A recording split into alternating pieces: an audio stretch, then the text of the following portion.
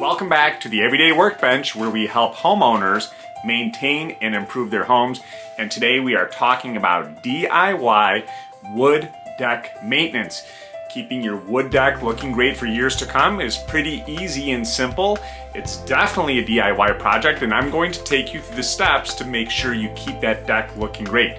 Keeping the deck free of debris is always important. Built up dirt, leaves, and debris is never good and can accelerate the rotting process of a wood deck. Use a power washer from time to time to make sure you're giving the deck a good cleaning. If you're going to use a power washer, go with a light or medium duty setting.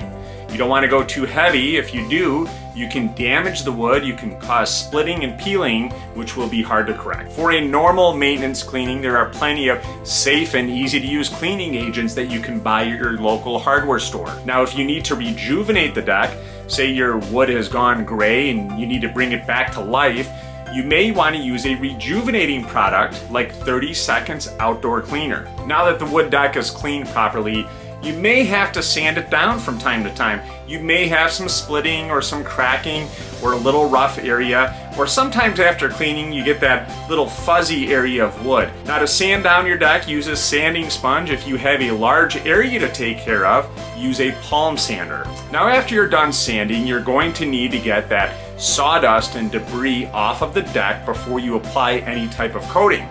You can use a leaf blower for this, or you can go back and use the power washer. So now that the deck is cleaned and it's sanded and ready for your coating, make sure the surface is dry.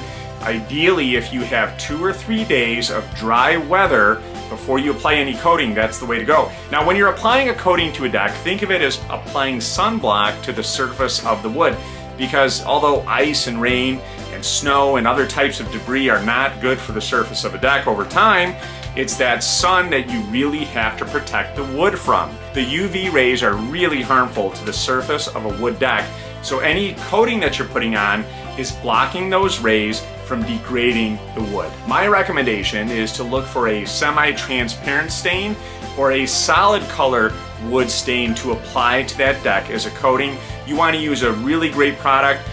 One of the great name brands like Sherwin-Williams or Benjamin Moore or Cabot. There's tons of great brands out there, and you can find the perfect product by going to your local hardware store or local paint shop and talking to a pro about your wood deck and what the right coating is to put on top of it. Now, if you are going to choose a color for your wood deck, make sure you're choosing a color that you're going to like for the long haul, because it's not easy to change colors once you have one color applied to the wood. Now, there are a few different ways to apply a coating to a wood deck. There's sprayers, there's pads, there's rollers.